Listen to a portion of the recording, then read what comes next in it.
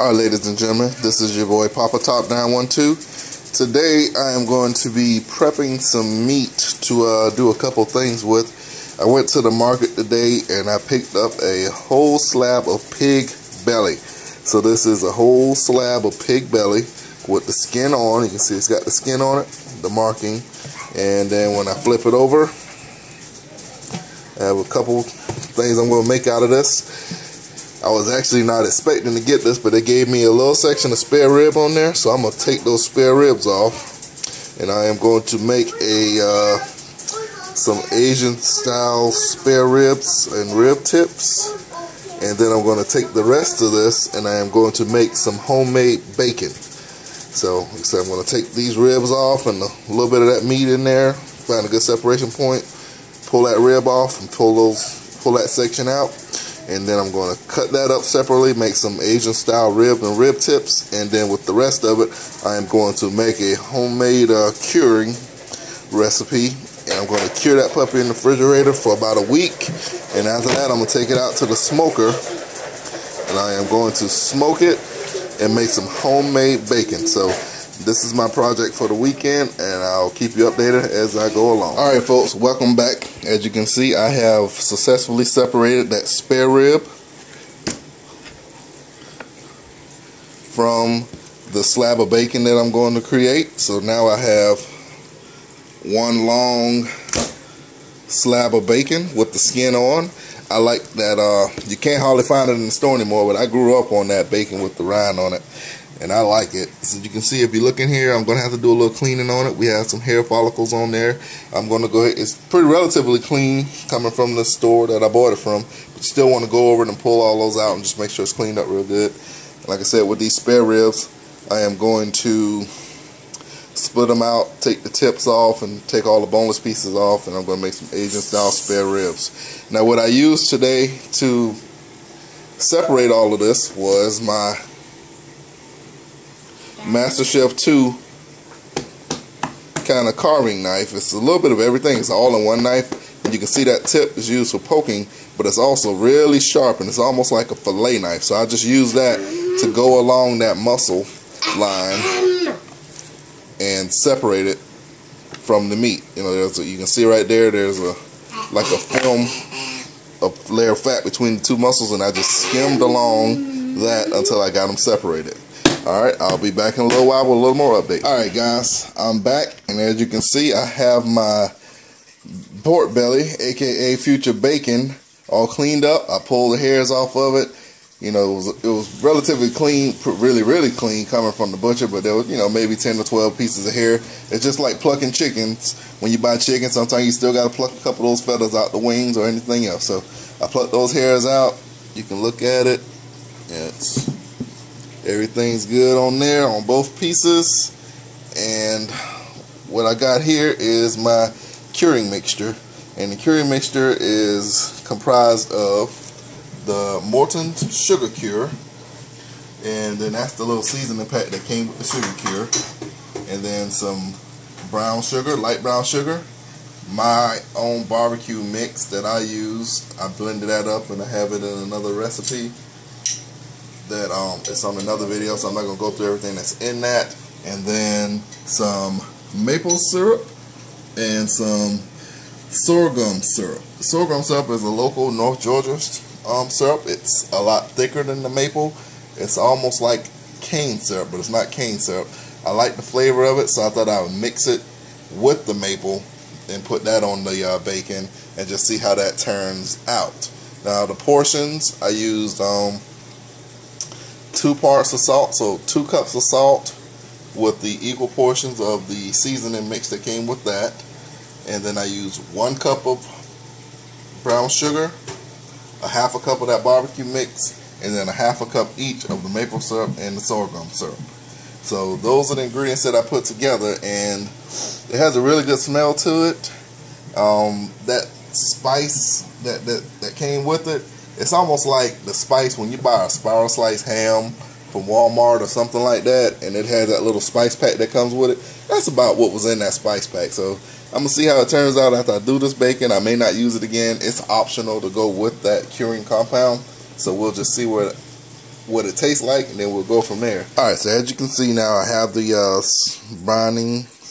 the curing solution all slathered down on top of that meat. You know, I'm gonna make sure I get good contact on all sides of it.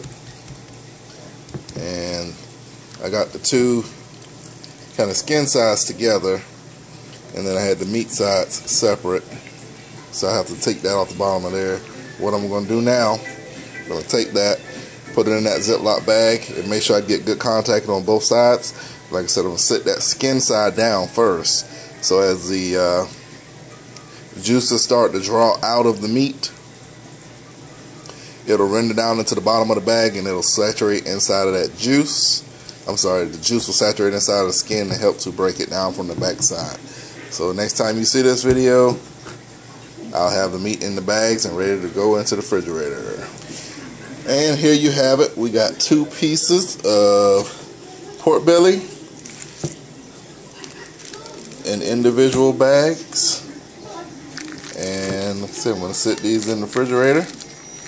And your refrigerator temperature needs to be somewhere between 36 and 40 degrees. So I am going to put my thermometer in there to make sure my temperature is right, and I'll adjust the setting, because you know the refrigerator just has that 1, 2, 3, 4, 5, 6, 7, 8, 9 setting on it. But I can just keep lowering that number, raising that number until I get the refrigerator where I want it to be. And we'll just flip this meat once a day. About when I get home from work every day, I'll flip it over for 7 days, and then this next weekend I'll put it on the smoker and heat it up to about 160, and then I'll take it off, let it rest, slice it up, and put it on the BLT sandwich. And till next time, here is the meat. Next time you see it, it'll be 7 days cured and ready to go on the grill or the smoker. Alright, ladies and gentlemen, there she is. 7 days of curing in the refrigerator. Here's my bacon. You can see all of that juicy water that's been drawn out of it, sitting in the bottom of the bag. That's the one piece, and here's the second piece. So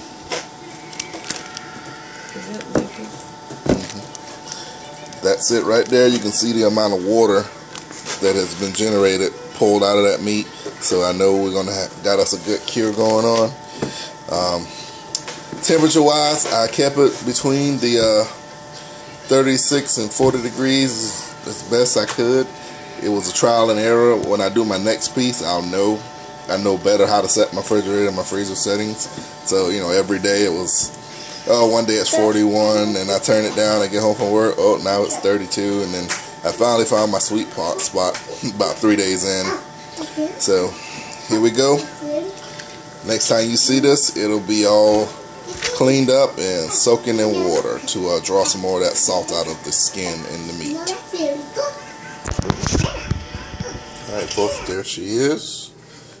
All cured and sitting in the water. I rinsed all the excess salt, brine, cure material off, and yeah, that's it right there. I'll probably do a little more trimming on it. I trimmed it up a little bit, but you can see when I press into that meat, the hole doesn't fill back in. That's how you know when that bacon's cured enough.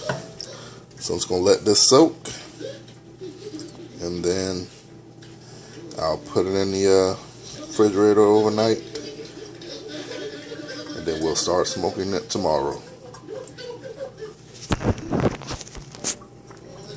Alright folks, here is my bacon after it has rested in the refrigerator for about 24 hours on an open rack. I didn't have one of those, you know, typical baking sheets with the rack, so I just used a supersized pot warmer on top of a Pyrex glass dish, and it served the same effect. So you can see that it's firmed up. It's got that pellicle on it, so make the smoke adhere to it, as they say. From the research I've done, I got my thermometers or probes stuck into the thicker pieces of the meats.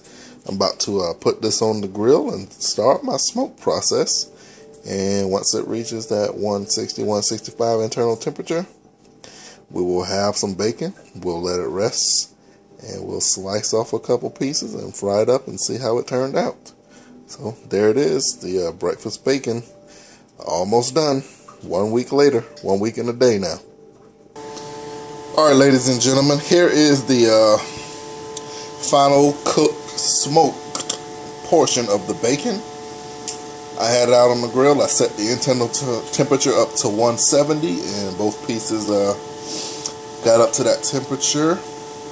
So they're both done enough to be cooled off, refrigerated, and sliced, and use this bacon for the rest of this week, until we finish eating it. We go through a decent amount of bacon here in the household. So I did cook this with the skin on, so you can still see that's the skin side right there, and then this one here is the flesh side right there. You can see it's got it's not overly smoky. It doesn't have like a true bark on it, and it's not rubbed or anything, so it just has a nice color.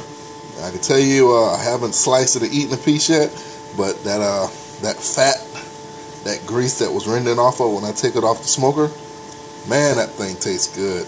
You taste the salt, but you can also taste a hint of that sugar and the syrups that I used on there too. So I'm going to let this here rest on the counter for an hour or two, let it just get back down to room temperature.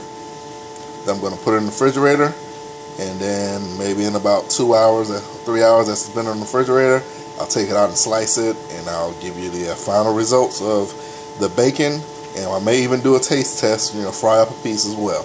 So, but here it is after it's been cooked on the grill, smoked bacon at home.